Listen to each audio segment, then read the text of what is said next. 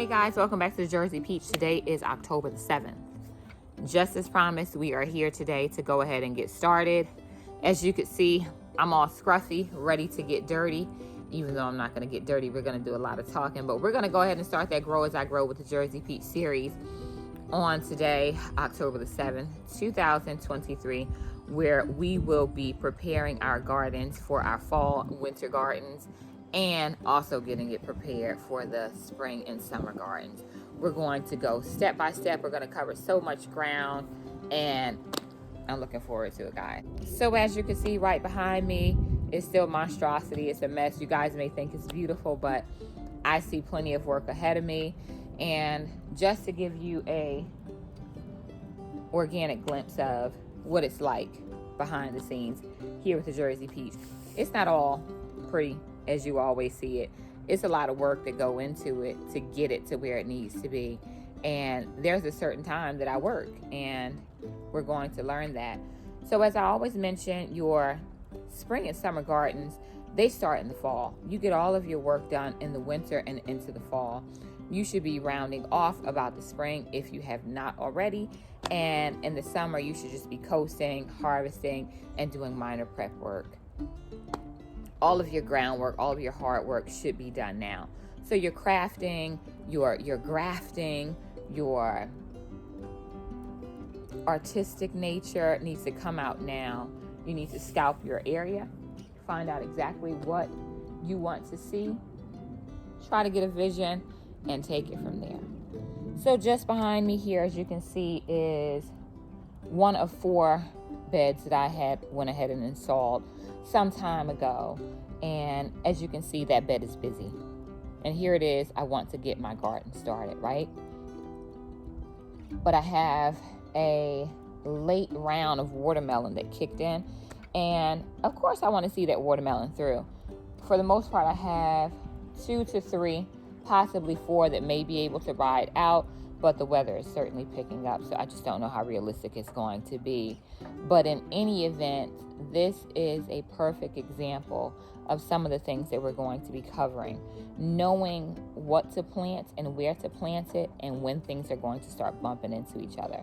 So you have to plan for that. So if this was a garden bed that I needed, we would run into a problem. As you can see, this garden bed, just the same one that I was just referring to, I have watermelon, a few flowers. I have some peppers that are just pushing to the last drop here. And I haven't really done any prep work there. Just behind me, I have some more peppers, and then I just have some weeds just coming about. And there, for the most part, I could really clean this up and get started. But most of the times, if you're a gardener like me, you want to see your vegetables push all the way through until they just stop pushing, or until the big bad frosts come and get them. And so I'm one of those gardeners. I want my peppers to go until they literally can't go anymore. I'll let the leaves die back on it before I pull it up. So what I'm going to do, I'm not going to bother that bed, neither one of the beds, the one with the watermelon in it or the one with the peppers in it. I'm just going to let those winter over. I'll cover those and just prepare those for the next season. However, in preparation of those beds, weeds still have to be pulled. And so this is where you get your work done. The weather's permitting. I won't be getting hot by a long shot. Exhausting myself may be a thing, but if I pace myself, I should be just fine.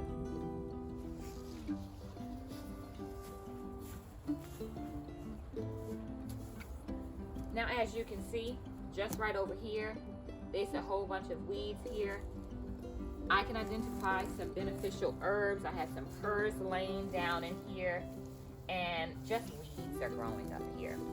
So these things have to be pulled up.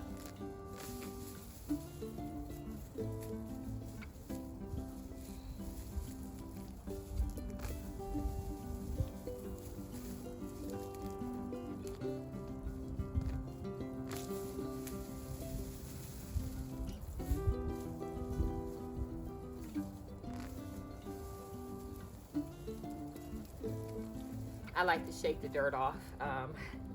I mean, if you know how much I spend on compost between money and time, I want all of mine back.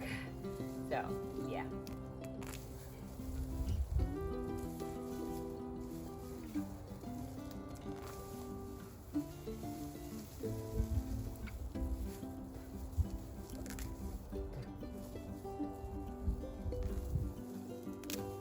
This bed previously had my purple hall beans in it.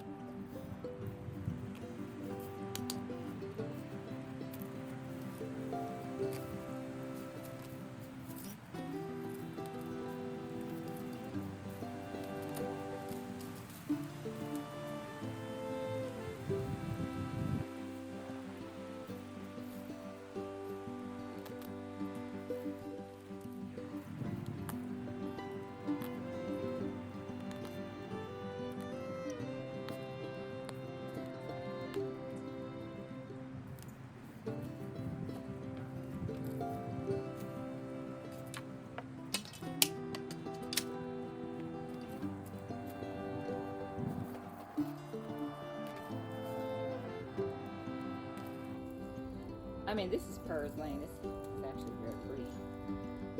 I'm gonna keep it. I'll replant this somewhere.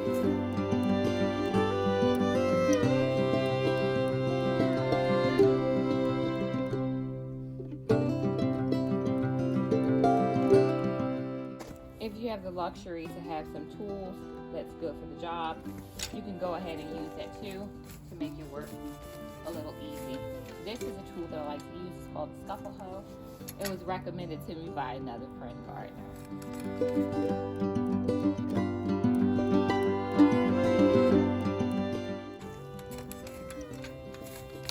It's a very easy tool to use.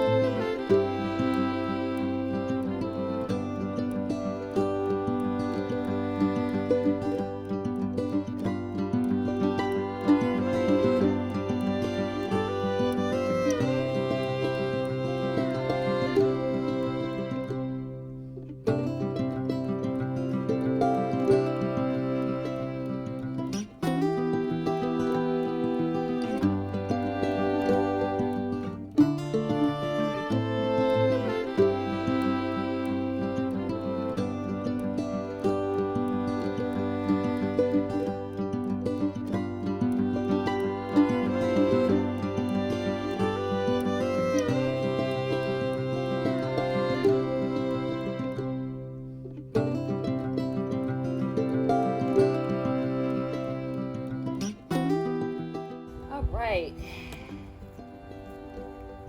I believe we have reached the end. I'll let you see exactly what it looks like when it cleared off. Give you a bird's eye view of that. But took every bit about 8 to 10 minutes. And this is for your established beds. If you already had beds and you just have weeds growing in them and you need to clear the space, this is what you would be doing in preparation for your beds. So this is that bed that we just cleaned off, you and I, and this is what it should look like. Again, this is going to be a bed that I am not going to be using. Yes, I did harvest the pepper over there. I'll pick that up before I take it in. In this bed, before I plant this bed, I'll be amending the soil. This soil is degraded in the sun. It's been exposed to the sun. It's another topic. We'll cover that as we go along. But amending the soil will be something that needs to be done before we plant. And of course, we have our wheelbarrow full of what we just pulled. I did clip back those pepper plants for the branches that were leaning over, and we'll just take it from there. Here's another example of a bed that already has some things planted in it, but it's not quite the same, and we're not going to treat this bed quite the same. So I'll explain to you what's going on in this bed here. I have some perennial flowers in either corner. I have an eggplant going on there. That is a summer crop. It'll dwindle out probably around the time as the peppers. It is in the nightshade family. Peppers are a nightshade as well. And I have a few volunteers. I have a mustard green there, and I have 2 Swiss chard, rainbow chard, red rainbow chard right there growing. Those are volunteers, and volunteers are plants that you did not purposely plant. Perhaps the birds gave you just some little decorations or something that was previously planted that dropped the seed down. Periodically, you will get some volunteers, and you can appreciate where they come up. So since this bed is pretty bare, and I do have some plants that I need to plant, this is on the lower part of my raised beds instead of the higher end up there, which is clearly occupied by some peppers. We're not gonna bother that today. We're gonna go ahead and tackle this. All right, now that we got this bed cleaned out for the most part, we're just going to rake over this soil to just get a good visual of what's remaining as far as any weeds, any large clumps of dirt. I'm going to use the rake to just rake over this and just give us a good visual. As you can see, I have large clumps of dirt here. The soil is not the best right now. Definitely needs amending. So I'm not going to plant it, but prepping it is definitely key. Now, I'm going to do a little thing that I'm just going to do, and you can do this little thing if you like.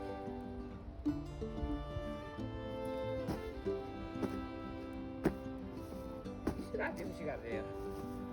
You got to get in here, and you just have to do what you have to do. This is just not trying to bring it up. This soil, this is definitely a sign of degraded soil. This soil is clay, compact, it's brick, it's brittle, it's not easy, it's dangerous, in fact, and it needs a lot of organic matter, and we are certainly going to give it some organic matter. I'll think about doing it today.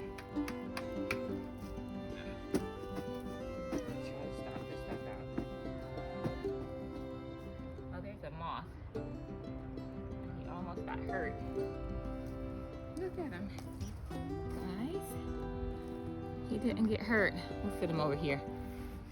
Go over there, guy. I'm doing big stuff, man. You don't want to get in the way. Now, moths are definitely pollinators. And they're definitely little maggot layers too. they lay the little caterpillar type larvae on your greens.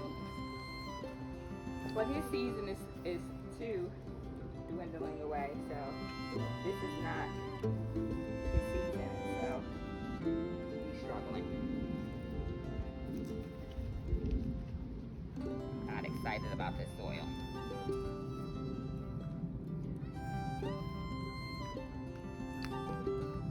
This kind of soil, this is good. This, no bueno. No bueno. I mean, it's here.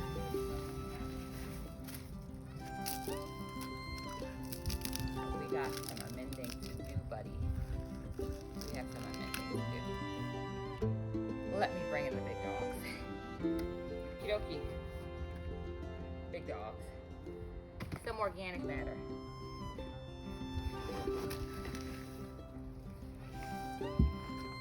We'll need a couple of buckets at least, just to get the party started, if you know what I mean. This is amending the soil. So yes, this is amending the soil. As you can see, there was some amending of the soil. I put some soil down, and we're going to spread it out. Get your rake. Let's go spread that. This organic matter down. What is my organic matter? It's just compost. I've been composting.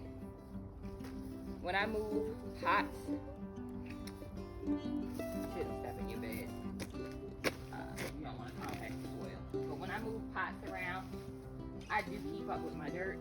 I put manure in it, organic matter from the house, whether it's food scraps, fruit scraps, add it in, along with wood chips, leaves, make sure we browns and greens. You get it all mixed in there, and that's what you got.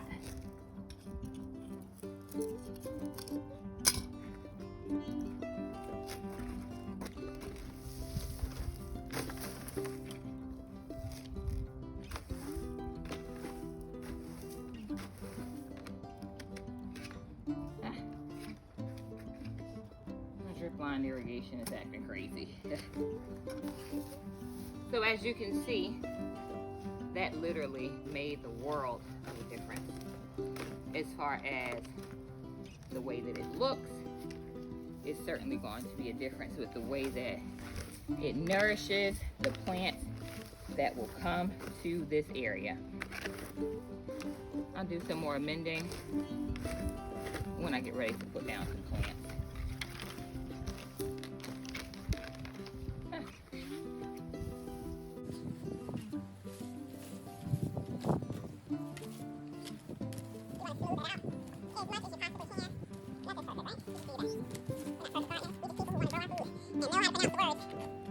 I cleared this bed, amended this bed.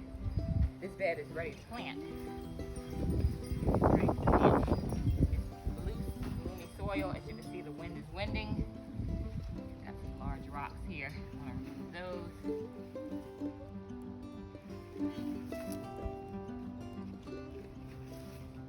And technically speaking, if I wanted to go ahead and put some plants down, it would be ideal to do that right now.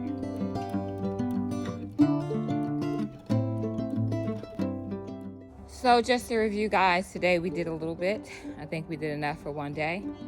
Again, this is a beginner series, and so don't want to go too fast too soon. Give you guys some time to get that work done to move on to the next steps. So just to recap what we've covered already today.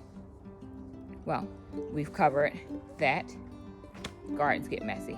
Yeah, you have to do some work. It is physical labor, right? That's the part where I ask you guys to bring your effort.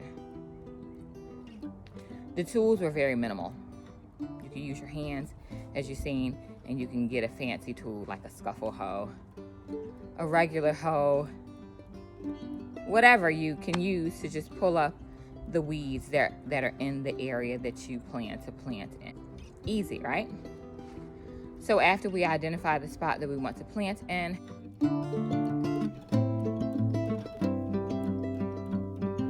we go ahead and expedite the cleaning of the area. We then check out the soil